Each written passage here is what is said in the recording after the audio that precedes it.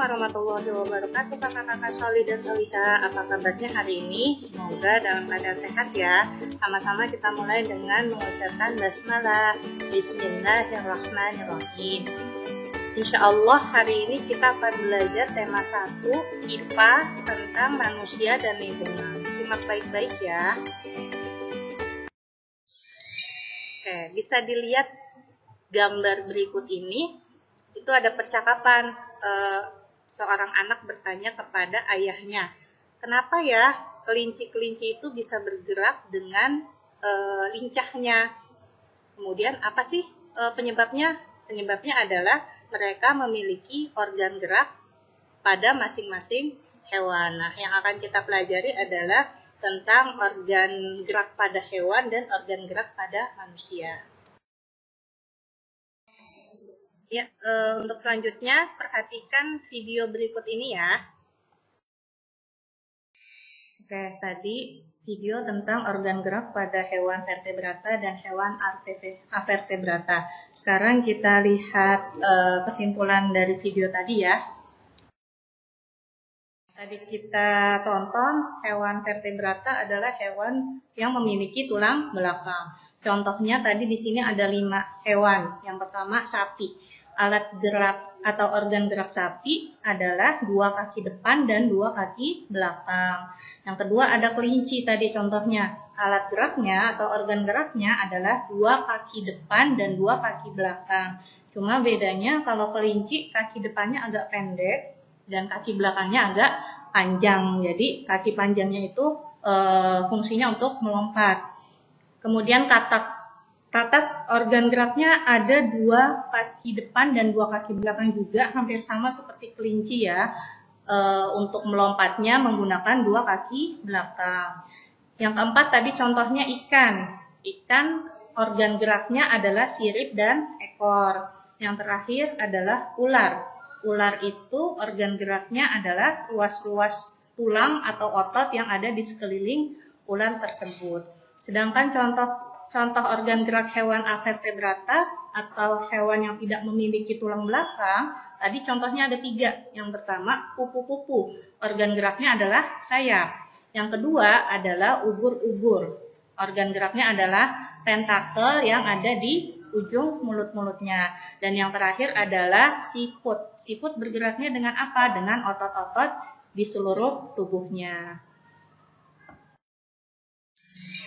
Oke, tadi kita sudah belajar tentang organ gerak pada hewan baik vertebrata maupun avertebrata. Sekarang kita juga belajar untuk mengenal organ yang menyusun sistem gerak pada manusia. Ada 3. Yang pertama yaitu tulang, yang kedua otot, dan yang ketiga sendi. Tulang itu adalah tempat melekatnya otot serta menegakkan dan menguatkan tubuh. Nah, perlu diingat nih, tubuh manusia itu terdiri atas 206 tulang. Masya Allah, harus diingat ya. Nanti biasanya suka ada soal-soalnya tuh, berapakah jumlah tulang pada tubuh manusia dewasa. Jadi jawabannya adalah 206 ya. Yang kedua otot. Otot itu disebut organ gerak aktif. Fungsinya apa? Untuk menggerakkan tulang. Jadi kalau tulang aja nggak ada otot, dia tidak akan bergerak. Nah, satu gerakan itu melibatkan 2 otot, yang satu kontraksi dan yang satunya relaksasi. Yang ketiga adalah sendi. Sendi itu adalah persambungan antara 2 buah tulang atau lebih. Selanjutnya kita akan bahas tentang tulang, otot, dan sendi. Kita akan bahas setelah ini. Nah, ini adalah gambaran dari organ gerak pada manusia. Ada bagian tengkorak atau bagian atas, yaitu ada tulang tengkorak, kemudian tulang rahang bawah, kemudian tulang leher. Kemudian di bagian badan ada tulang selangka, tulang belikat, tulang dada, tulang belakang, tulang panggul, itu bagian badannya. Kemudian terbagi lagi menjadi bagian tangan dan kaki. Di bagian tangan ada tulang pengumpil, tulang hasta, tulang telapak, dan tulang jari tangan. Di bagian kaki ada tulang paha, tulang tempurung lutut, tulang kering, tulang betis, dan terakhir tulang pergelangan kaki. Jadi minimal diingat-ingat, misalkan di bagian kepala ada tulang apa aja ya, bagian badan ada tulang apa aja ya, bagian tangan dan kaki juga terdiri atas tulang apa aja. Minimal dihafalkan 2 atau 3 tulang yang menyusun organ gerak pada manusia. Nah, ini adalah diperbesar lagi untuk tulang bagian lengan manusia dan tulang kaki manusia. Dari bagian atas ada tulang lengan atas, kemudian tulang hastanya dari lengan atas sampai ke siku, kemudian tulang pengumpil ada di bagian bawah, kemudian ada tulang telapak tangan dan tulang pergelangan tangan dan tulang telapak tangan. Bagian kaki juga ada, di bagian atasnya adalah ada tulang paha, bagian bawahnya tulang kering, biasanya belakang betis ini tulang kering, bagian depan betis ini tulang kering, ada tulang betisnya juga, tulang tempurung nih yang tengah-tengah nih dengkul, kemudian tulang pergelangan kaki, tulang telapak kaki, dan tulang jari-jari kaki.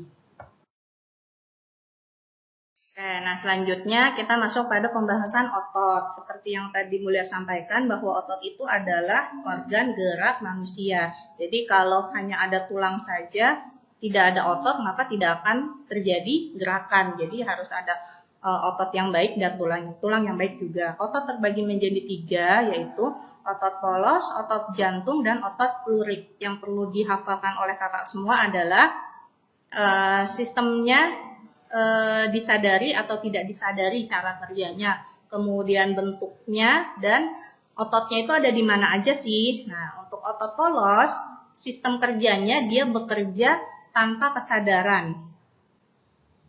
Kemudian tempatnya ada di organ-organ dalam, contohnya di bagian usus, saluran peredaran darah, kemudian di otot dan di saluran kemih. Nah, pergerakan otot polos ini lambat dan mudah lelah.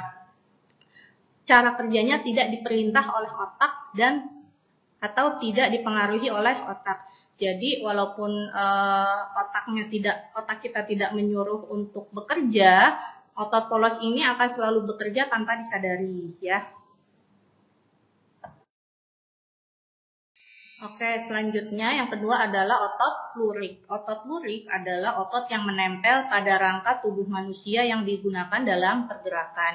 Sistem kerjanya di bawah kesadaran. Jadi dipengaruhi oleh otak. Kalau otak bilang nendang, nah dia akan bergerak untuk tendang.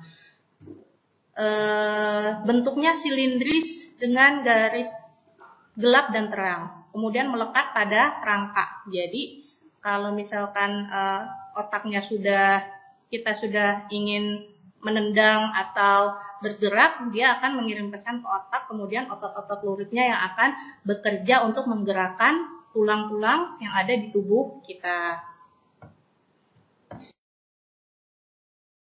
Nah, yang terakhir adalah otot jantung. Nah, otot jantung ini yang selalu bekerja terus-menerus tanpa istirahat dan tanpa berhenti. Otot jantung perpaduan antara otot lurik dan otot polos. Jadi dia bekerja di bawah kesadaran manusia. Nah, sistem yang mempengaruhi otot jantung adalah saraf simpatik dan parasimpatik. Bentuknya itu kalau otot jantung memiliki percabangan, seperti silindris tapi memiliki percabangan.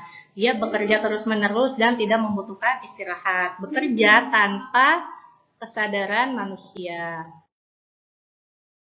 Oke, tadi kita udah tahu otot-otot kita tuh ada berapa macam, ada 3 macam, kemudian adanya di mana aja. Nah, sekarang kita harus tahu nih cara menjaga dan merawat otot manusia sebagai bentuk syukur kita kepada Allah. Kita harus menjaga apa-apa yang sudah Allah kasih dengan baik. Caranya gimana? Ada 6 tahapan. Mudah-mudahan kakak-kakak semua bisa melakukannya di rumah ya. Yang pertama, menghindari gerakan yang membebani kerja otot secara berlebihan. Contohnya, tiap hari ngangkut-ngangkut galon, 10 galon, nah itu nggak perlu juga seperti itu. Jadi itu akan membebani kerja otot. Yang kedua, melakukan peregangan atau pemanasan. Sama seperti yang ketiga, melakukan latihan rutin. Jadi walaupun tidak olahraga berat, minimal pemanasan atau buat gerakan-gerakan yang ototnya bekerja secara teratur. Yang keempat, memenuhi kebutuhan cairan tubuh. Nah, minimal banget adalah mengkonsumsi 6 gelas sehari agar menjaga kesehatan tubuh. Karena kalau misalkan kurang cairan, maka otot-otot itu akan mengeras dan tidak bisa bekerja dengan baik, sehingga mengalami ketegangan. Yang kelima, caranya adalah mengkonsumsi makanan-makanan yang bergizi dan bermanfaat untuk otot. Contohnya apa? Di sini contohnya adalah makanan-makanan yang banyak mengandung protein, yaitu putih telur, susu, ikan tuna, sayur brokoli, ayam, sapi, minyak ikan, keju, kacang almond, dan lain sebagainya.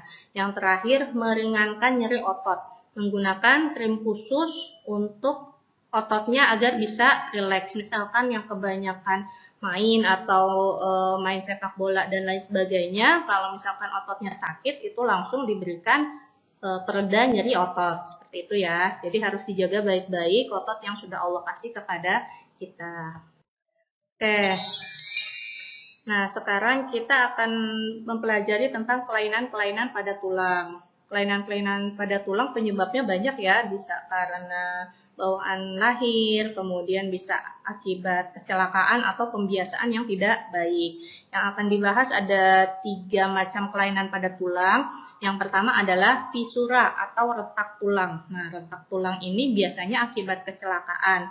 Nah, kalau dilihat di gambarnya yang kaki sebelah kiri ini tulangnya sempurna ya, kemudian yang sebelah kanan terlihat kayak ada garis-garis gitu, ini akibat contohnya kecelakaan, jadi tulangnya retak.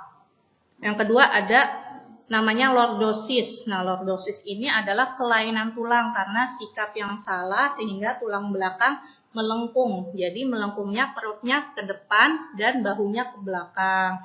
Jadi kalau misalkan belajar harus dijaga baik-baik sikap duduknya agar tidak terjadi seperti ini ya. Ingat aja kalau lordosis itu lengkung, perutnya ke depan.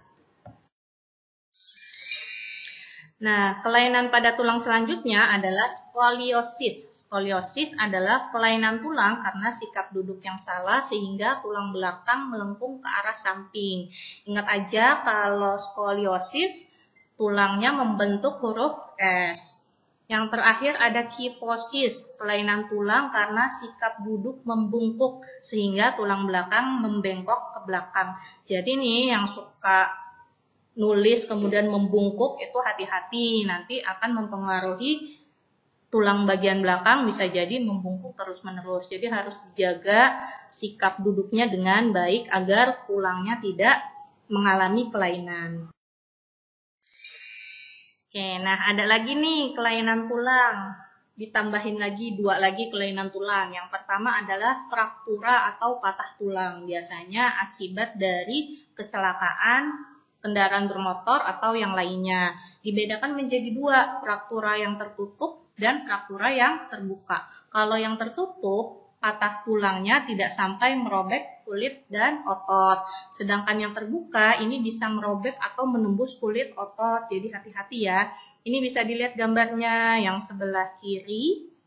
Ini tulang yang bagus. Kemudian bagian tengah ini tulangnya sudah fraktur atau sudah patah. Nah, tapi tidak menembus ke bagian kulit atau otot. Nah, yang terakhir gambarnya yang paling kanan ini sudah merobek atau menembus kulit dan otot. Nah, jadi harus dijaga baik-baik. Mudah-mudahan kita terhindar dari kelainan-kelainan tulang ini. Nah, selanjutnya adalah osteoporosis. Nah, biasanya ini untuk yang sudah lanjut usia ya. Osteoporosis apa sih? Adalah pengeroposan tulang. Ini karena tidak mampu lagi menyerap dan menggunakan kalsium secara normal. Oke, yang terakhir kita bahas adalah persendian. Tadi di awal sudah disampaikan pengertian sendi adalah persambungan antara 2 buah tulang atau lebih. Nah, sendi ini terbagi menjadi 2. Sendi yang memungkinkan tulang bergerak dan sendi yang tidak dapat digerakkan atau sendi mati. Nah, untuk yang memungkinkan bergerak, contohnya sendi pada siku, sendi pada tulang kaki yang memudahkan untuk bergerak atau memungkinkan untuk bergerak. Sedangkan sendi yang tidak dapat digerakkan atau sendi mati contohnya adalah persendian pada tengkorak. Jadi tengkorak kita, penggabungan dari tulang-tulang yang ada di tengkorak kita tidak bisa bergerak dengan semaunya. Jadi itu dinamakan dengan sendi mati yang tidak dapat digerakkan. Nah, bahasan hari ini itu aja ya. Terima kasih, sampai berjumpa di pembelajaran selanjutnya. Sama-sama kita tutup dengan melafazkan hamdalah. Alhamdulillahirabbil alamin dan membaca doa penutup majelis. Subhanakallahumma wa bihamdika asyhadu an la ilaha illa anta astaghfiruka wa atubu ilaik. Jangan lupa ditonton terus-menerus materinya agar bisa menjadi manfaat. Dari Bule itu aja. Assalamualaikum warahmatullahi wabarakatuh.